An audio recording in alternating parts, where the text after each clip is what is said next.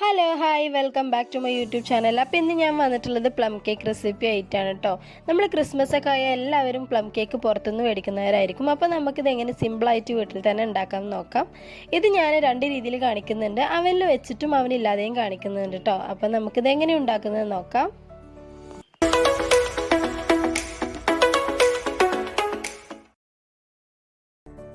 അപ്പോൾ ഇതിന് വേണ്ടിയിട്ട് നമ്മൾ ഡ്രൈ ഫ്രൂട്ട്സുകളൊക്കെ സോക്ക് ചെയ്ത് വെക്കുകയാണ് ചെയ്യുന്നത്. സോക്ക് ചെയ്യുന്നത് ഓറഞ്ച് ജ്യൂസിലാണ് കേട്ടോ. ഒരു കപ്പ് ഓറഞ്ച് ജ്യൂസാണ് ഞാൻ എടുത്തിട്ടുള്ളത്, ഫ്രഷ് ജ്യൂസാണ്. അപ്പോൾ ഈ ഒരു കപ്പ് ഓറഞ്ച് ജ്യൂസിൽ നമുക്ക് ഡ്രൈ ഫ്രൂട്ട്സുകളൊക്കെ സോക്ക് ചെയ്ത് വെക്കാം.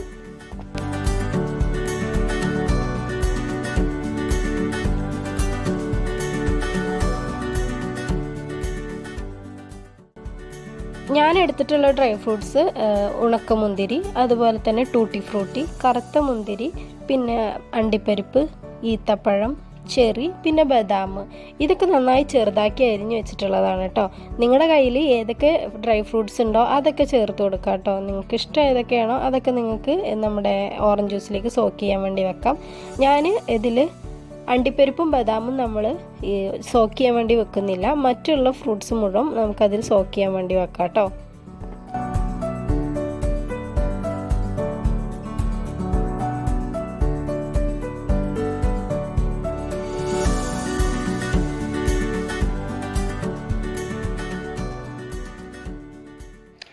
ഇനി ഇതെല്ലാം കൂടെ നന്നായിട്ട് മിക്സ് ചെയ്തിട്ട് നമുക്ക് 1 മണിക്കൂറോ അരമണിക്കൂറൊക്കെ സോക്ക് ചെയ്യാൻ വേണ്ടി വെക്കാം. നിങ്ങൾക്ക് ടൈമില്ലെങ്കിൽ അരമണിക്കൂറൊക്കെ വെച്ചാൽ മതി കേട്ടോ.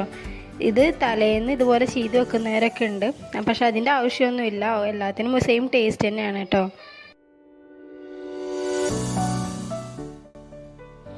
ഇനി നമുക്ക് ഡ്രൈ ഇൻഗ്രീഡിയൻസുകളൊക്കെ ഒന്ന് മിക്സ് ചെയ്ത് തരിച്ച് മാറ്റി വെക്കാം. അപ്പോൾ ഇതിന് വേണ്ടിയിട്ട് ഞാൻ 2 കിലോൻ്റെ കേക്കാണ് ഞാൻ ഇവിടെ കാണിക്കുന്നത്. അപ്പോൾ അതിന് വേണ്ടിയിട്ട് 3 കപ്പ് മൈദയാണ് എടുത്തിട്ടുള്ളത് കേട്ടോ. 3 കപ്പ് മൈദയിലേക്ക് 1 ടീസ്പൂൺ ബേക്കിംഗ് പൗഡർ ചേർത്ത് കൊടുക്കാം. 1/2 ടീസ്പൂൺ ബേക്കിംഗ് സോഡ ചേർത്ത് കൊടുക്കാം കേട്ടോ. 1 നുള്ളു ഉപ്പും കൂടെ ചേർത്ത് കൊടുക്കാം. എന്നിട്ട് ഇത് 3ഉം കൂടെ നന്നായിട്ടൊന്ന് തരിച്ച് മാറ്റി വെക്കാം.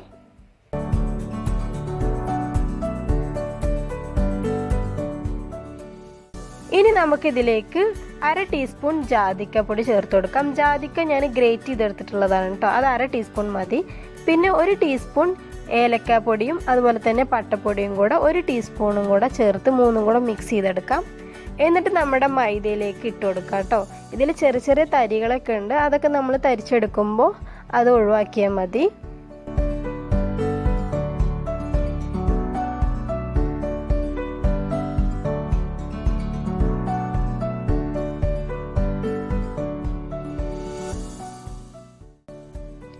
ഇനി നമുക്കിതിലേക്ക് 2 ടേബിൾ സ്പൂൺ കൊക്കോ പൗഡറും കൂടെ ചേർത്തിട്ട് നന്നായിട്ട് മിക്സ് ചെയ്ത് തരിച്ച് മാറ്റി വെക്കാം. ഇനി നമുക്ക് പഞ്ചസാര കാരമൽ ചെയ്തെടുക്കാം. ഇതിന് വേണ്ടിയിട്ട് ഞാൻ 1/2 കപ്പ് പഞ്ചസാരയാണ് എടുത്തിട്ടുള്ളത്. കാരമൽ ചെയ്തെടുക്കുമ്പോൾ നമ്മൾ എപ്പോഴും മീഡിയം ഫ്ലെയിമിലാക്കി കൊടുക്കണം, അല്ലെങ്കിൽ പെട്ടെന്ന് തന്നെ കയ്പ്പ് ടേസ്റ്റ് വരും. അങ്ങനെ ടേസ്റ്റ് വരികയാണെങ്കിൽ നമ്മുടെ കേക്കിന് തന്നെ അത് കയ്പ്പ് ടേസ്റ്റ് ആയിട്ട് മാറും കേട്ടോ. അപ്പം നിങ്ങളെപ്പോഴും കാരമൽ ചെയ്തെടുക്കുമ്പോൾ ശ്രദ്ധിച്ചിട്ട് വേണം ചെയ്തെടുക്കാനായിട്ട്. ഇതുപോലെ തന്നെ ഇളക്കി കൊടുക്കുകയും ചെയ്യണം കേട്ടോ. ഈ ഒരു കളറാകുമ്പോൾ നമുക്ക് ലോ ഫ്ലെയിമിലാക്കി കൊടുക്കണം.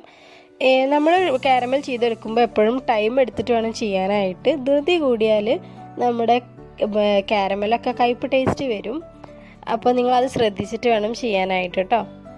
ഇപ്പോൾ ഏകദേശം ഇവിടെ പഞ്ചസാരയൊക്കെ മെൽറ്റായി വന്നിട്ടുണ്ട്. ഒന്നും കൂടി ഡാർക്ക് കളറായി വരുമ്പോൾ നമ്മുടെ ശർക്കരൻ്റെ ഒക്കെ കളറായിട്ട് വരുമ്പോൾ നമുക്ക് ഇതിലേക്ക് ചൂടുവെള്ളം 1 കപ്പ് ചൂടുവെള്ളം ഒഴിച്ചു കൊടുക്കാം കേട്ടോ. വെള്ളം ഒഴിച്ചു കൊടുക്കുമ്പോൾ എപ്പോഴും ശ്രദ്ധിച്ചിട്ട് വേണം ഒഴിച്ചു കൊടുക്കാനായിട്ട്, അത് ദേഹത്തേക്കൊക്കെ വരാൻ ചാൻസ് കൂടുതലാണ്. വെള്ളം ഒഴിച്ചു കൊടുത്തതിന് ശേഷം നമ്മൾ പഞ്ചസാര ഇതുപോലെ ഇങ്ങനെ കട്ടായിട്ട് വരും കേട്ടോ. അപ്പോൾ അത് നമ്മൾ കുറച്ച് നേരം ഇങ്ങനെ ഇളക്കി കൊടുക്കുകയാണെങ്കിൽ അത് ആ വെള്ളത്തിൽ തന്നെ മെൽറ്റായി വരും. ഇനി നമുക്കിത് ചൂടാറാൻ വേണ്ടി വെക്കാം.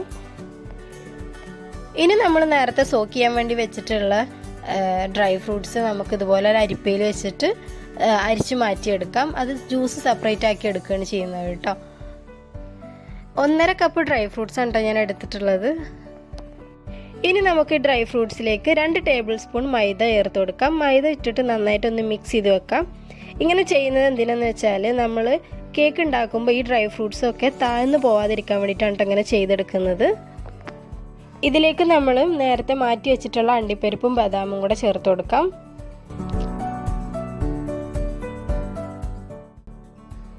ഇനി നമുക്ക് മുട്ട ബീറ്റ് ചെയ്തെടുക്കാം. മുട്ട ഞാൻ 4 മുട്ടയാണ് എടുത്തിട്ടുള്ളത്. നമുക്ക് മുട്ടേൻ്റെ മഞ്ഞയും വെള്ളയും സെപ്പറേറ്റ് ആക്കി എടുക്കേണ്ട ആവശ്യമൊന്നുമില്ല. 4ഉം അതുപോലെ തന്നെ ഇട്ടിട്ട് ബീറ്റ് ചെയ്തെടുക്കാം. ബീറ്റ് ചെയ്യാൻ വേണ്ടി എടുക്കുന്ന പാത്രം എപ്പോഴും ക്ലീൻ ആയിട്ട് വേണം കേട്ടോ എടുക്കാനായിട്ട്.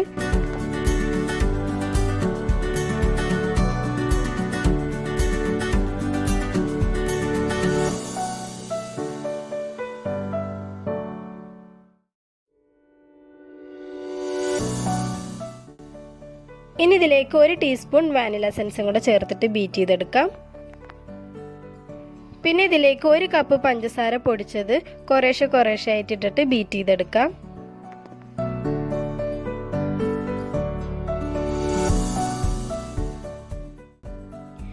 ഇനി നമുക്കിതിലേക്ക് 1/2 കപ്പ് സൺഫ്ലവർ ഓയിൽ ഒഴിച്ചു കൊടുക്കാം. അതും ഇതുപോലെ തന്നെ ഒരുമിച്ച് ഒഴിച്ചെടുക്കരുത്, കുറേശ്ശെ ആയിട്ട് ഒഴിച്ച് ബീറ്റ് ചെയ്തെടുക്കാം.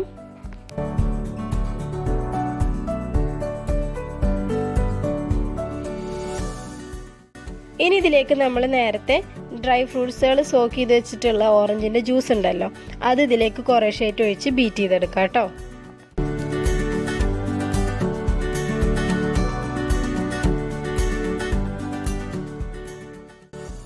ഇനി ഇതിലേക്ക് നമ്മൾ നേരത്തെ കാരമൽ ചെയ്തെടുത്തിട്ടുള്ള വെള്ളം ഉണ്ടല്ലോ, അത് നന്നായി ചൂട് മാറിയതിന് ശേഷം ഒഴിച്ചു കൊടുക്കാം. കുറേശ്ശായിട്ട് ഒഴിച്ച് ബീറ്റ് ചെയ്തെടുക്കാം കേട്ടോ.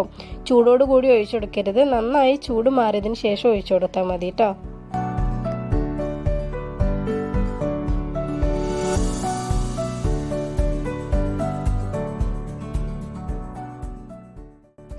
അപ്പോൾ അങ്ങനെ എല്ലാതും നന്നായി ബീറ്റ് ചെയ്തെടുത്തിട്ടുണ്ട്. ഇനി നമുക്കിതിലേക്ക് നമ്മുടെ നേരത്തെ തരിച്ച് മാറ്റി വെച്ചിട്ടുള്ള ഡ്രൈ ഇൻഗ്രീഡിയൻസ് ഉണ്ടല്ലോ, അത് കുറേശ്ശായിട്ട് ഇട്ടിട്ട് ഫോൾഡ് ചെയ്തെടുക്കാം.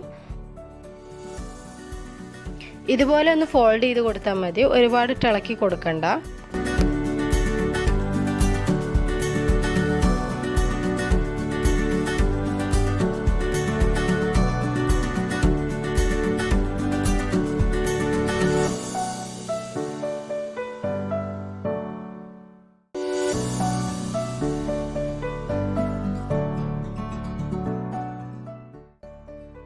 അപ്പോൾ അങ്ങനെ എല്ലാ പൊടിയിട്ട് മിക്സ് ചെയ്തെടുത്തിട്ടുണ്ട്. ഇനി നമുക്കിതിലേക്ക് നേരത്തെ മാറ്റി വെച്ചിട്ടുള്ള ഡ്രൈ ഫ്രൂട്ട്സ് ഇട്ട് മിക്സ് ചെയ്തെടുക്കാം കേട്ടോ.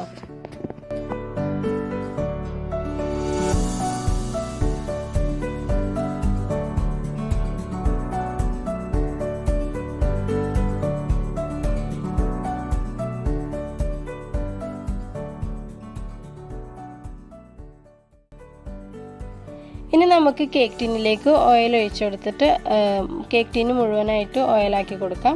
അതിൻ്റെ മുകളിൽ നമുക്ക് കുറച്ച് മൈദപ്പൊടിയും കൂടി ഇട്ട് കൊടുക്കാം. ബട്ടർ പേപ്പർ ഞാൻ വിരിച്ചു കൊടുക്കുന്നുണ്ട് കേട്ടോ. അത് നമ്മൾ ഈ കേക്ക് ബേക്ക് ചെയ്തെടുക്കാൻ കുറച്ച് ടൈം എടുക്കുന്നുണ്ട്. അപ്പോൾ അതിൻ്റെ അടി പെട്ടെന്ന് കരിഞ്ഞു പോവും. അപ്പോൾ അതിന് വേണ്ടിയിട്ടാണ് ഞാൻ ബട്ടർ പേപ്പർ യൂസ് ചെയ്യുന്നത് കേട്ടോ. ഇനി ഈ ബാറ്റർ നമുക്ക് കേക്ക് ടിന്നിലേക്ക് ഒഴിച്ചു കൊടുക്കാം. കേക്ക് ടിന്നിൻ്റെ എപ്പോഴും 1/4 ഭാഗമായിട്ട് മാത്രമേ ഒഴിച്ചു കൊടുക്കാൻ പറ്റുള്ളൂ, അത് മുഴുവനായിട്ട് ഒഴിച്ചു കൊടുക്കരുത്.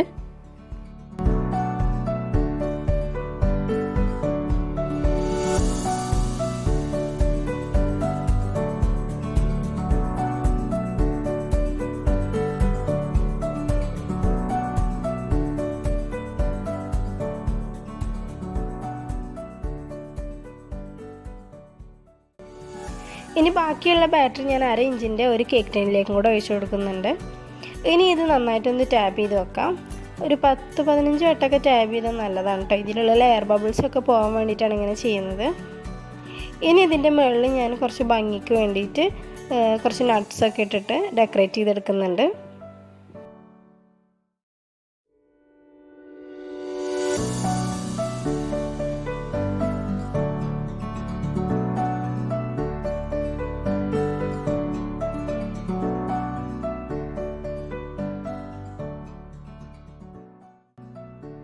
ഇനി നമുക്കിത് 180 ഡിഗ്രിയിൽ 10 മിനിറ്റ് പ്രീ ഹീറ്റ് ചെയ്ത് വെച്ചിട്ടുള്ള അവനിലേക്ക് വെച്ച് കൊടുക്കാം. 50 മിനിറ്റാണ് ടൈം സെറ്റ് ചെയ്യേണ്ടത് കേട്ടോ.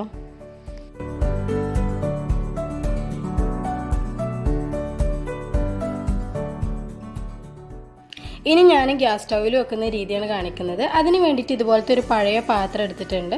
ഈ പാത്രത്തിൻ്റെ അകത്തേക്ക് നമുക്ക് ചെറിയൊരു പ്ലേറ്റോ അല്ലെങ്കിൽ ഇതുപോലത്തെ റൗണ്ട് ഷേപ്പിലുള്ള എന്തെങ്കിലുമൊക്കെ വെച്ചെടുത്തിട്ട് അത് നമ്മളൊന്ന് അടച്ച് വെച്ചിട്ട് ഒരു 10 മിനിറ്റ് മീഡിയം ഫ്ലെയിമിലൊന്ന് പ്രീ ഹീറ്റ് ചെയ്തിടാൻ വെക്കാം. 10 മിനിറ്റ് കഴിഞ്ഞതിന് ശേഷം നമുക്ക് നമ്മുടെ കേക്ക് ടിന്നെ അതിലേക്ക് വെച്ച് കൊടുക്കാം. എന്നിട്ട് മീഡിയം ടു ലോ ഫ്ലെയിമിൽ ഇട്ടിട്ട് 50 മിനിറ്റ് വരെ നമുക്കത് ബേക്ക് ചെയ്തെടുക്കാം കേട്ടോ. അപ്പം നമ്മൾ അവനിൽ വെച്ച കേക്ക് ഇവിടെ ബേക്കായി വന്നിട്ടുണ്ട്. അതുപോലെ തന്നെ നമ്മൾ ഗ്യാസ് സ്റ്റൗവിൽ വെച്ചതും അവനിൽ വെച്ചതിനേക്കാളും ഒരു 10 മിനിറ്റ് കൂടുതൽ നമ്മൾ ഗ്യാസ് സ്റ്റൗവിൽ വെച്ചതിന് എടുത്തിട്ടുണ്ട്. അപ്പോൾ നിങ്ങളിത് ഇടയ്ക്കൊന്ന് ചെക്ക് ചെയ്ത് നോക്കണം കേട്ടോ, ഇത് കുക്കായോ ഇല്ലെന്ന് നോക്കണം. ഇതാണ് ഞാൻ അവനിൽ വെച്ച് ബേക്ക് ചെയ്തെടുത്തിട്ടുള്ള കേക്ക്. ഇതിൻ്റെ മുകളിൽ ഇത്ര കളർ വരാൻ കാരണം ഞാൻ ഒരു 5 മിനിറ്റ് ടോപ്പ് ഹീറ്റും കൂടെ കൊടുത്തിട്ടാണ് കേട്ടോ ഈ കളർ കിട്ടിയിട്ടുള്ളത്. നിങ്ങൾക്ക് വേണമെങ്കിൽ ചെയ്താൽ മതി, ഇത്ര കളർ വേണ്ട എന്നുള്ളവർ അത് ചെയ്യേണ്ട ആവശ്യമില്ല. പ്ലം കേക്ക് എപ്പോഴും നമ്മൾ ഉണ്ടാക്കിയതിൻ്റെ പിറ്റേ ദിവസം കട്ട് ചെയ്യുന്നതായിരിക്കും കേട്ടോ നല്ലത്. അല്ലെങ്കിൽ ഇതുപോലെ കട്ട് ചെയ്യുമ്പോൾ പൊടിഞ്ഞു പോരും. അപ്പോൾ അത് ഒഴിവാക്കാൻ വേണ്ടിയിട്ട് നമ്മൾ പിറ്റേ ദിവസം കട്ട് ചെയ്യുകയാണെങ്കിൽ നല്ല കറക്റ്റായിട്ട് നമുക്ക് കട്ട് ചെയ്യാനായിട്ട് പറ്റും.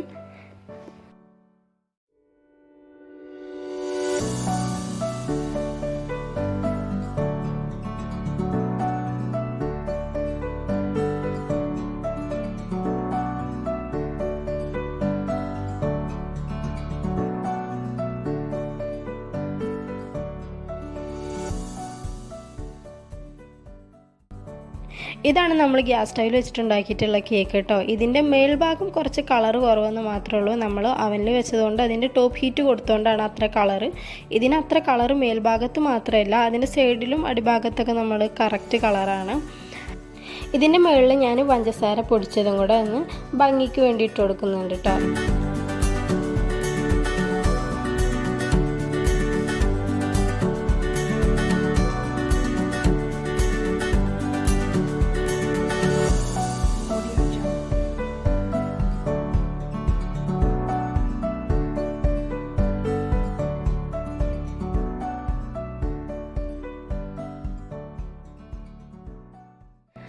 അപ്പോൾ എല്ലാവർക്കും വീട്ടിൽ തന്നെ ഉണ്ടാക്കാൻ പറ്റുന്ന ഒരു പ്ലം കേക്കാണ് കേട്ടോ. അപ്പോൾ തീർച്ചയായിട്ടും നിങ്ങൾ എല്ലാവരും ഇത് ട്രൈ ചെയ്ത് നോക്കുക. ട്രൈ ചെയ്തിട്ട് നിങ്ങളുടെ അഭിപ്രായങ്ങളൊക്കെ താഴെ കമൻറ്റിലൂടെ അറിയിക്കുക.